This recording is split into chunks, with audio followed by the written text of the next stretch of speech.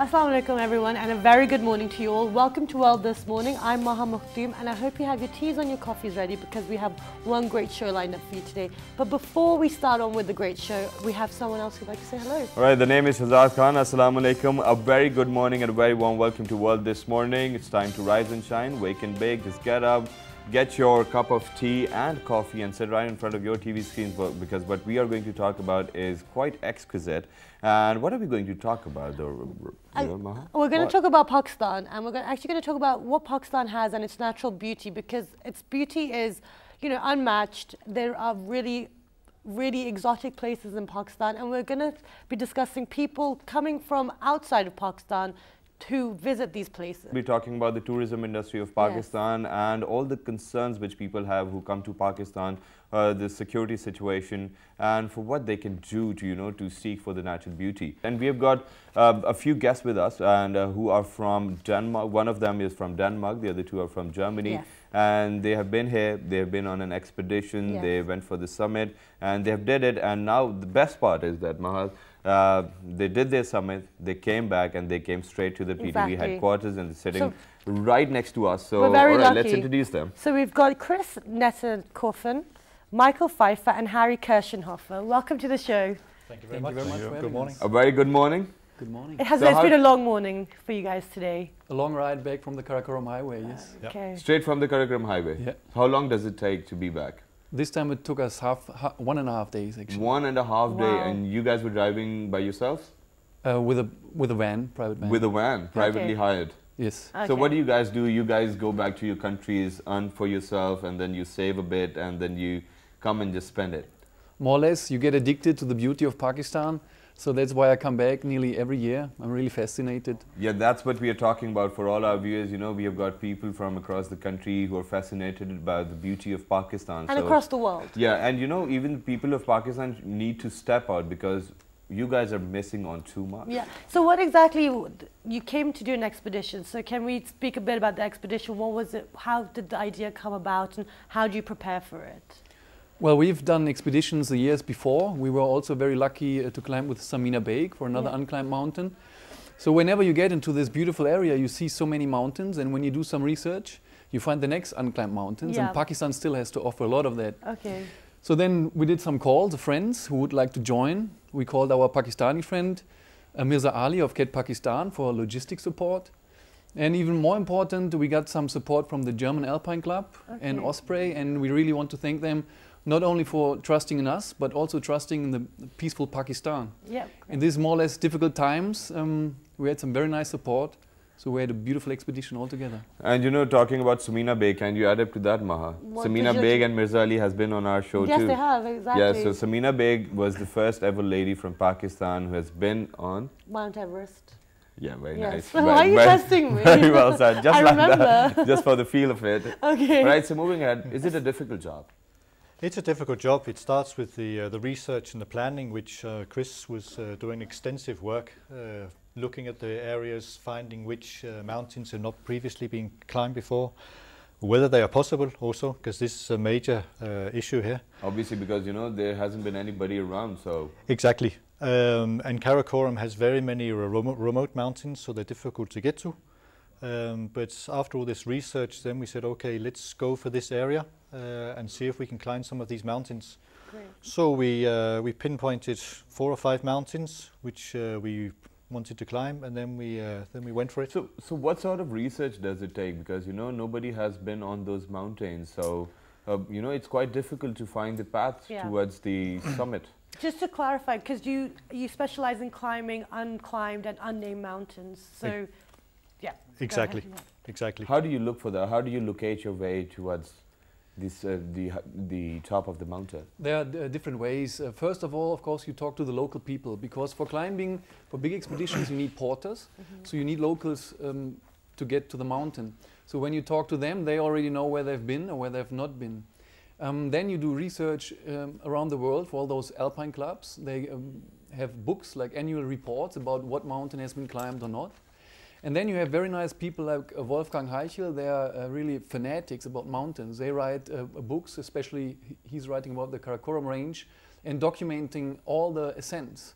So when you talk with people like this, they also give you ideas. And if you combine everything, then you find those unclimbed mountains. But I have to say, there are still many unclimbed mountains, so Pakistan is very attractive for that.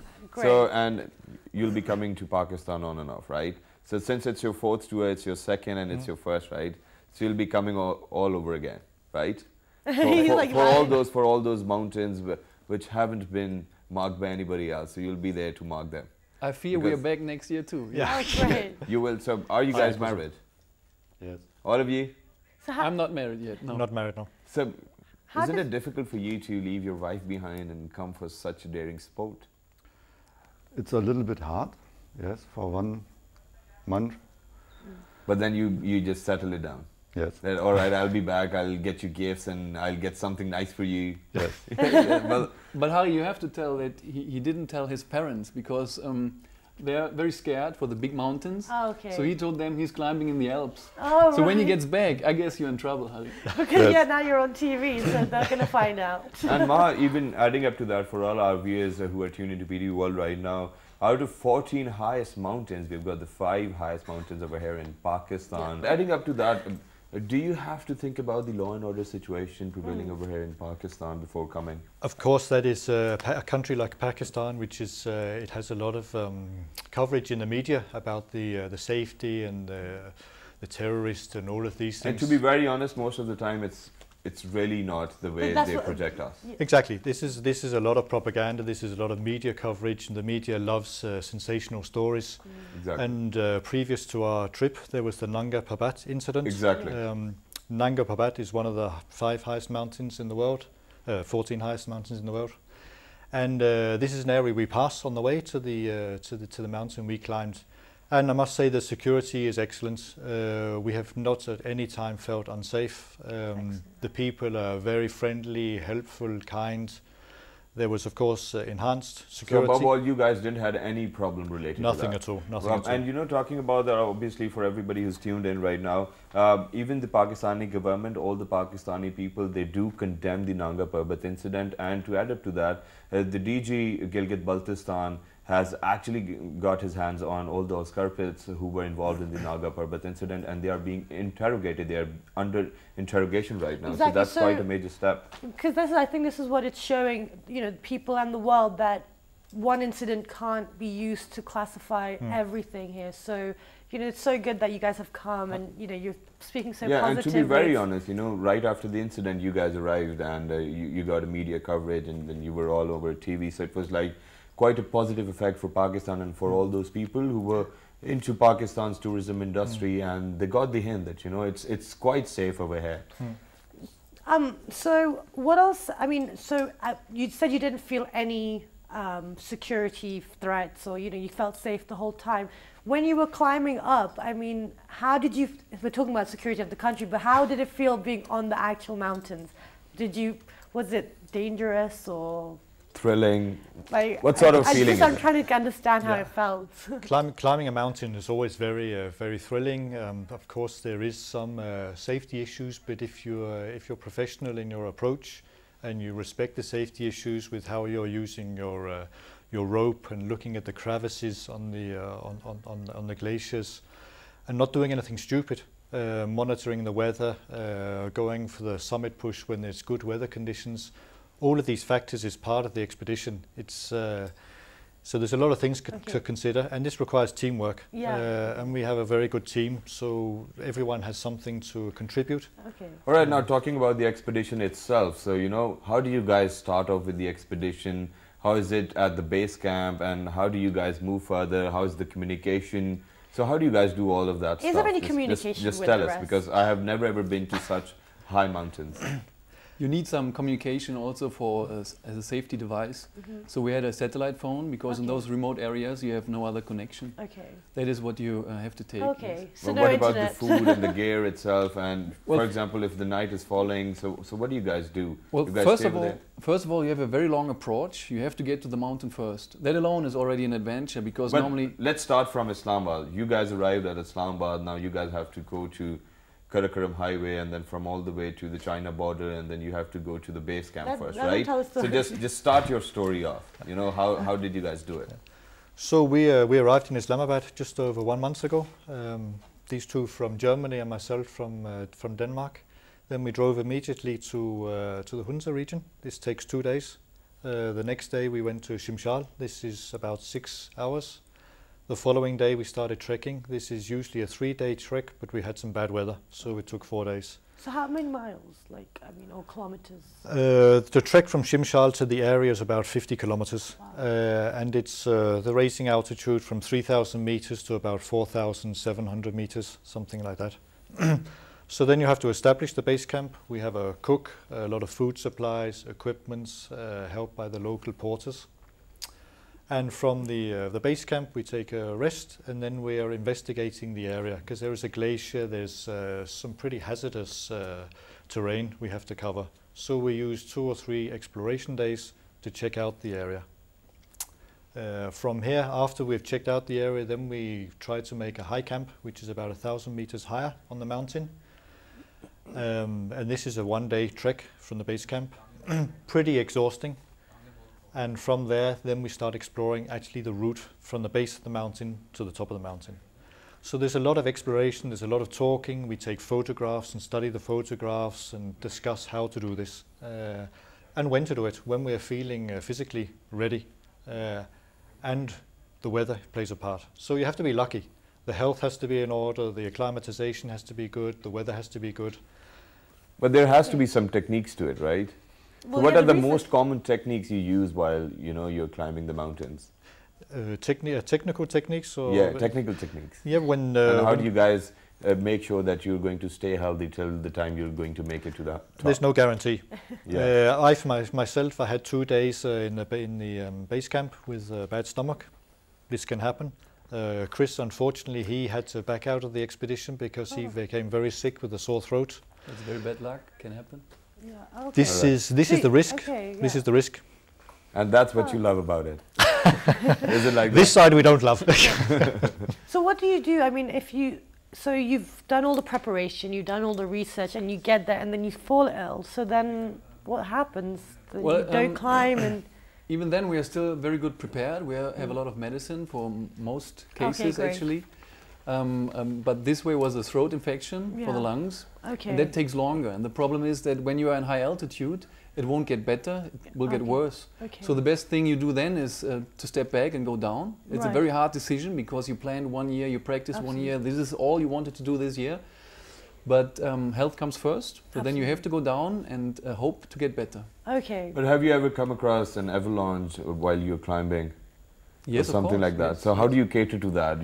It's like quite threatening, life-threatening indeed. It is, but even this you are prepared for because you watch the mountain and avalanches don't come so unexpected. There are steep slopes and then you have to watch the weather. When it gets warmer, when there was a lot of snow coming, then the risk of avalanches rises. And even then you can choose ways to avoid those areas. Mountaineering is kind of dangerous, but we are no crazy people. We prepare very well and we have some experience. So you can avoid most risk actually. So, but is it your hobby, your passion, your profession? What is it? How would you name it? We are all hobby mountaineers, but Harry is a climbing instructor of the German Okay. Alpine Club. So I think he's the most experienced of us. So Harry, why don't you share some of the climbing techniques with us? The most common, how can we stay fit while climbing the mountains? Because I think you've got someone who wants to start climbing Yeah, mountains. I want to he start wants that. some advice. I'm really like, inspired by you people. how would you start getting fit for doing such a climb or expedition? It's nothing better to, as you want to go climbing. Okay. You want to walk in the mountains. You start easily. All right, what we can do is that, for all our viewers, very respectfully, since Harry is a German, it's quite difficult for him to speak English. So what you can do is that you can talk to your friend on your right-hand side, tell him in German the techniques, and then he'll translate it to, for all our viewers, to us then. Ja, es ist langsam anfangen, dann immer mehr die Schwierigkeiten steigern und dann die Techniken lernen, Ausbildung genießen, Kurse machen. Eisklettern, Felsklettern. Yeah. So Harry says you can start very slowly and prepare for the mountains, you need several aspects. One is your physical condition. You have to train a lot. The second one are the techniques. Then you have to prepare for rock climbing, ice climbing, and all those different techniques. And the third point, I think, is for security. All the rope techniques, how to belay, how to secure, if you have a crevasse fall, how to get your friend out of the crevasse, and all this. And like Harry is a professional in this case, he's a climbing instructor, so he knows best. I used to do indoor wall climbing. So do you do things like that? You have to put your hands in and... Of course, this is basic training. You have to do this. Okay, it is. And everybody does that indoor climbing. Okay, great. The only difference is that in indoor climbing you have the nice colored grips and you always know where to put your hands and feet. But when you're on rock, then you don't know anything. You have to find your own way. That is the difference. But it's a basic training and everybody has to do it. It's very good. Great. But if in case, you know, all of you are tied to... I can teach you a little bit. all of you are tied to a rope, and God forbid, if one of you slips, then it will definitely affect the two in front. So how would you cater to that then? You have different safety systems belaying. When you're climbing in ice, you have ice screws. You can fix your stand in ice. And then you belay your partner who's climbing first. So if he falls, you hold the rope and he falls into the ice screws. And the same more or less for rock climbing. You have different belay systems. Okay. All right, so since we are running short of time, any last words, any messages for Pakistanis, for all your friends who are watching you right now? And for the world, actually, more so for people outside of Pakistan, because I think people in Pakistan already know, you know, the situation here. Well, firstly, we would like to say thank you to the Pakistani people for treating us so nicely. We feel very safe and secure in this country. Especially thankful to the Shimshalis people who helped us achieve this mountain, which we called Koh-e Gulistan. In the local language, this means the peak in the area of the flowers. So this was a great help, but generally, if you love the mountains, if you love the nature, then Pakistan really has something special to offer. This has a pristine nature which is... I've not seen it so beautiful anywhere else. So thank you very much. We are definitely enlightened. It's a wonderful country. Thank you. That's great. Moving on to you. Yeah, I can only add to Michael that we felt very safe and very welcome. The Pakistani people are so warm-hearted. They invite you. You come to the last village and they invite you for chai, and it's so hospitable. It's unimaginable. So I can only recommend the people in the West, especially, not to listen to the generalizing media, but just come and check it out yourself. You will be surprised. Rather than, you know, spying on all of what is going on in the media, that, you know, there has been so much of negativity around over here. So there's nothing like that. We've got Michael, Harry and Chris with us on our show. But Harry, last words. Also ich hoffe, dass ich noch oft nach Pakistan kommen kann und viele Berge besteigen kann. Yeah. So Harry really enjoyed it very much, just the same way, and says he hopes to come back and to climb many mountains. It was lovely having you guys, but for all those people who are tuned into PTV World right now, let me tell you that, you know, media has been projecting a lot of stuff about Pakistan, which is not true. You have to come to Pakistan yourself, see it with your own eyes. We are quite hospitable. So, but at the very moment, we are thanking Michael, Chris and Harry for being over here with us. Keep on coming to Pakistan. We love you people and we'll always be like that. We are a hospitable nation. Stay with us. We're going for a short break. Take care.